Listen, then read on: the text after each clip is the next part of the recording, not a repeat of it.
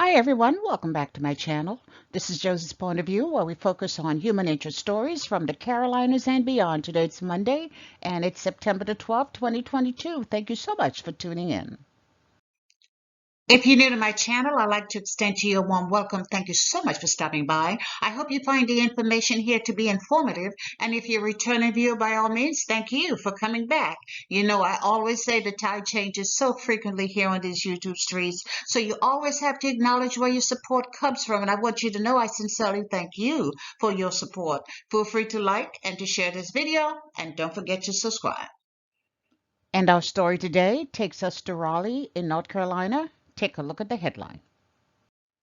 And it reads, Convicted sex offender beaten to death by inmates in North Carolina prison.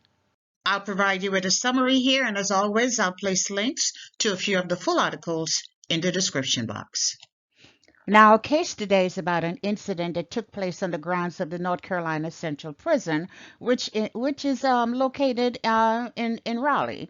And since I am completely unfamiliar with the prison system, I was interested in finding out what goes on there and exactly how much freedom the prisoners have in order as far as moving around.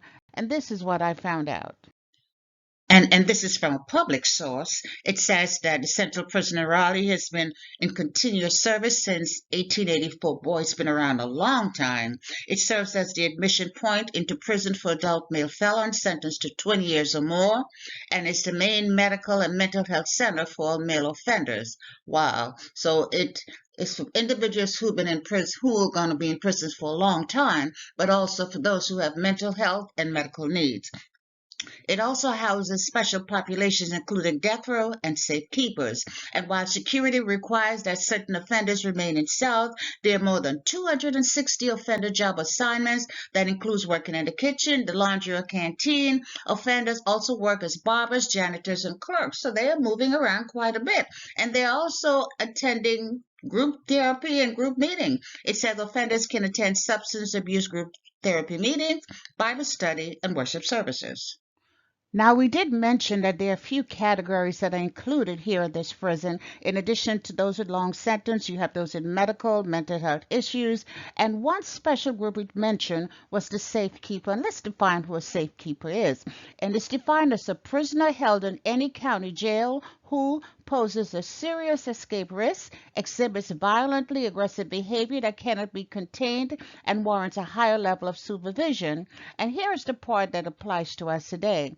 Needs to be protected from other inmates, and the county jail facility cannot provide such protection. And this fits into the prisoner into a specific category for our story today.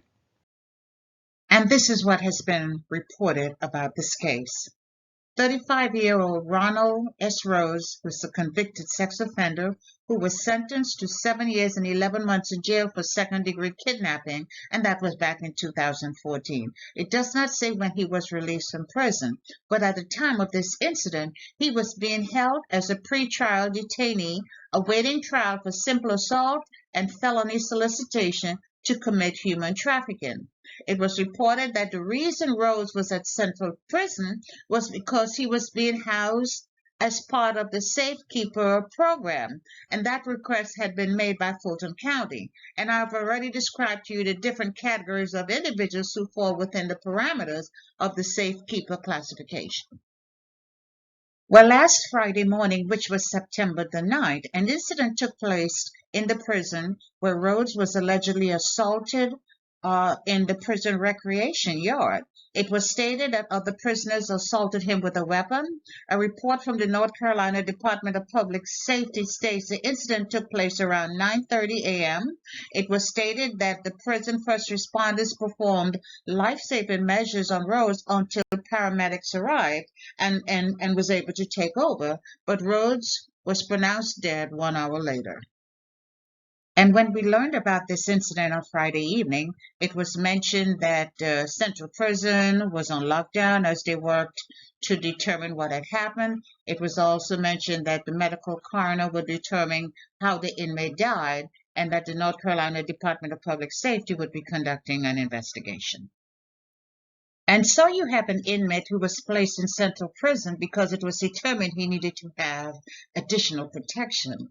And then he in turn is killed by other inmates. So the question is this: Robert Rhodes was already a convicted criminal, but he had served his time. And he was back in prison because he had committed some additional crimes. However, within our system of justice, it was determined that he was deserving of additional protection as he awaits trial for these new crimes. So with that in mind, is it safe to say that the leadership at Central Prison failed to ensure the inmate was protected? That they failed to provide him with a safe environment? Or do we lower the bar because he's a repeat offender? And he definitely is a repeat offender. Or would you say this was just his karma? I really don't know the answer. After all, he had the classification of a safekeeper, yet he is murdered by other inmates in the recreation area. It just seems rather interesting to me. Was this all a setup? Again, I'm just asking. I don't have the answer. I'm sure heads are going to roll, and somebody will probably get sued, and somebody's going to have a lot of explaining to do. And so far, there has not been any reports that there have been any arrests or that anyone has been held accountable.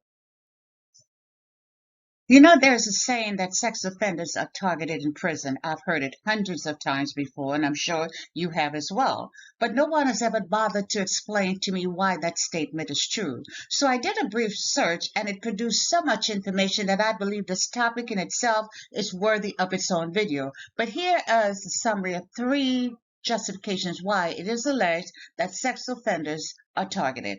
1, it was stated that sex offenders are at the bottom of the pecking order, and that in itself makes them targets in an environment where everybody is guilty of something. So it seemed that you were an offender, sex offender, they're targeted because everybody needs to feel that they're better than somebody else, even in prison. And that's rather interesting. It was also stated that sex offenders are considered weak and easy to beat down. So it makes them again prime targets for inmates who are looking for recognition, or just those who feel they need that they're better than somebody else. So they're looking for recognition. It was also stated that inmates' appearance, that even in prison, it's natural to think that if someone hurts your child, you would want to hurt them too. Well, I agree with that statement. I don't agree with killing somebody, but I do agree with that statement partially, okay? So it seems to me there's more reason why the prison system needs to stay on its game and make sure that if you have an inmate who requires additional protection, you would do your part to make sure that he or she receives that additional protection. So I'm sure there are many out here in the community on either side of this debate. So this conversation will probably needs to be continued another day and another video. And that's all I have for you right now. Feel free to leave me a comment below and let me know what you think about this video. And by all means, feel free to like it and to share it. And if you haven't done so already, I want to invite you to subscribe to my channel by clicking on that red subscribe button. It's on the bottom right-hand corner of your screen. And if you click on the bell that looks just like this one here, it's the notification bell. If you click on that notification bell, you'll be the first to know whenever a new video is uploaded. I thank you for watching, and I'll talk to you soon. Bye.